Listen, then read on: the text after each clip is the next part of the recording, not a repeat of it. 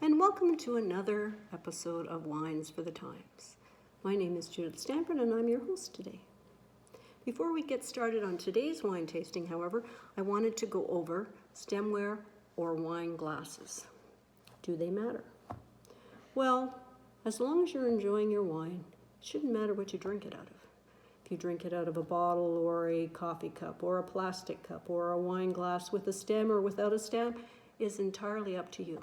However, if you want to look at some of the components of science that go into wine glasses, then I'll give you a little bit of information. So there's several things to consider.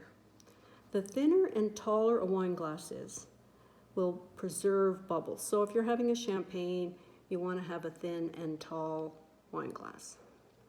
A smaller bowl in the wine glass keeps wines cooler and keeps the nose closer to the aromas. Now, wide bowls collect aromas. Now, oversized glasses help mitigate the high tannins or bitterness, and the large surface area allows the alcohol to evaporate. The size opening of the glass that you use should be determined by, does your hand fit in the glass and can you clean it?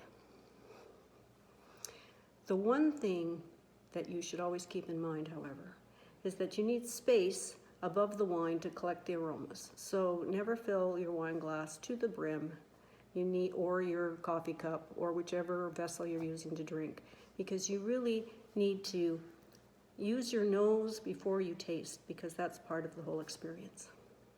All right, let's move on to the tasting. And today we're having a Cabernet Sauvignon. We're having a 2011 CAYMUS vineyards Cabernet Sauvignon from the USA, Napa Valley. Now, if you wanted to buy this wine right now, it goes for about $180. I got it for about $80 several years ago.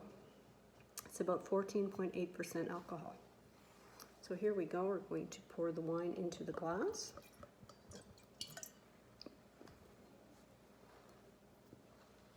And we're going to take a look. The wine is clear. It has no visible sediment. It's opaque, which means you can't see through it. I can't read any of these letters through it. It is intense in color, quite intense, and it's a deep purple in the core and lighter purple around the rim.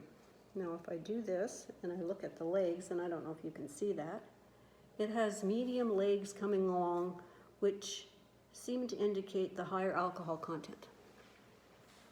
So let's go to the nose.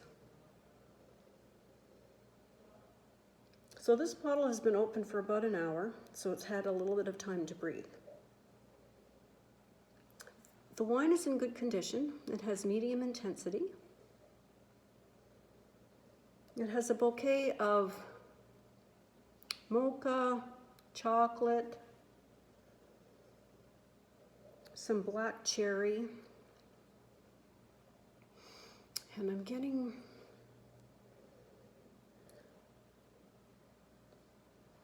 a hint of leather.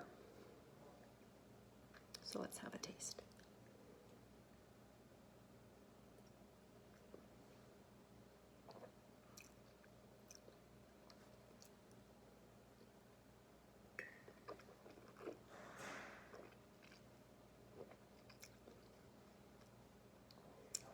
The wine is dry.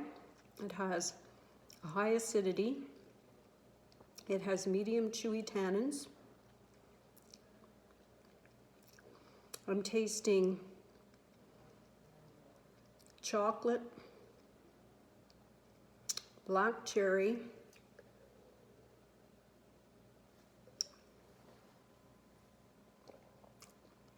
pencil lead.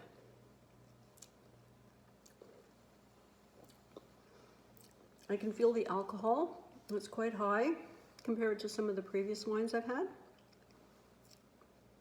And it has medium length. It means it stays on your palate for a while.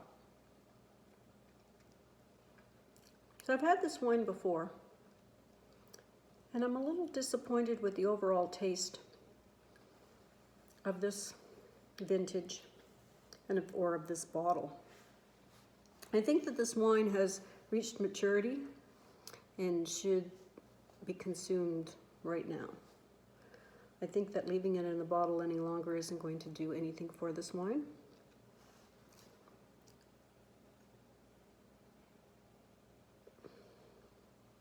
But the wine is relatively smooth and balanced, and it has some complex bouquets and flavors with the leather that I'm getting on the nose, and the pencil lead, and the cherry, and the chocolate. So quite complex. Now, as far as food pairings go, I'm going to be having this with a filet mignon on the barbecue with a baked potato, and I'm going to put some old cheddar cheese on it. And I'm going to have some asparagus with some salt on it. So that should help bring out the flavors of this wine, and the wine should help bring out the flavors of the food.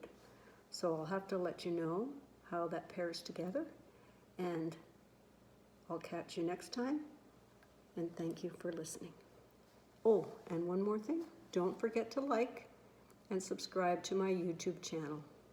Have a great day.